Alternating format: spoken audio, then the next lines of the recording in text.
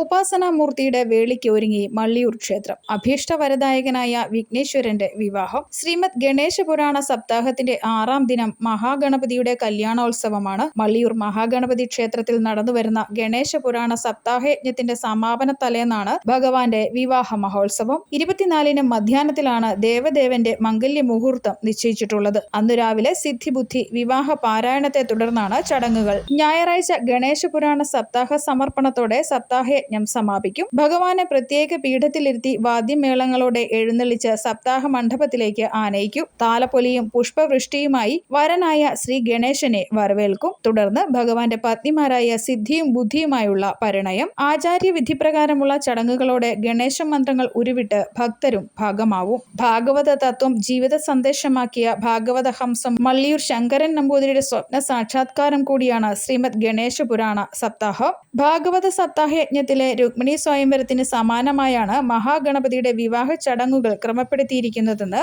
ഗണേശ പുരാണ സപ്താഹ മുഖ്യ യജ്ഞാചാര്യൻ ശരത് എ ഹരിദാസൻ പറഞ്ഞു.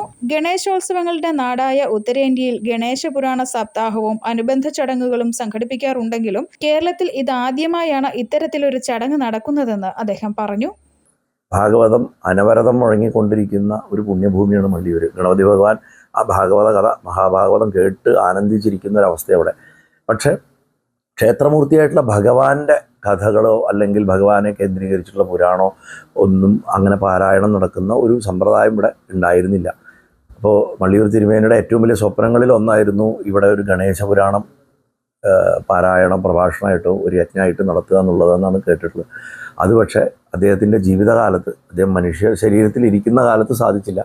പക്ഷേ അദ്ദേഹം ദിവ്യശരീരി ആയതിനു ശേഷം ഇന്നത് നടത്തണമെന്നാണ് എനിക്ക് വ്യക്തിപരമായിട്ട് തോന്നാനുള്ള ഭാഗ്യം നമുക്ക് കിട്ടുകയും ചെയ്തു. പഞ്ചമുഖ വിനായകാവതാരം, സ്കന്ധാവതാരം, ലക്ഷവിനായകാവതാരം, വിനായകാവതാരം തുടങ്ങിയ ഭാഗങ്ങളുടെ പാരായണമാണ് കഴിഞ്ഞ ദിവസങ്ങളിൽ നടന്നത്. ഹേരംബാവതാരം, ഢ്യംഡി വിനായകാവതാരം, മയൂരേശാവതാരം ഇവ ഇനിയുള്ള ദിവസങ്ങളിൽ പാരായണം ചെയ്യും. ശനിയാഴ്ച സിദ്ധിബുദ്ധി വിവാഹം പാരായണമാണ്. ഞായറാഴ്ച ഗണേശ പുരാണ സപ്താഹ സമർപ്പണത്തോടെ സപ്താഹത്തിന് സമാപനമാകും. News bureau, Kottayam.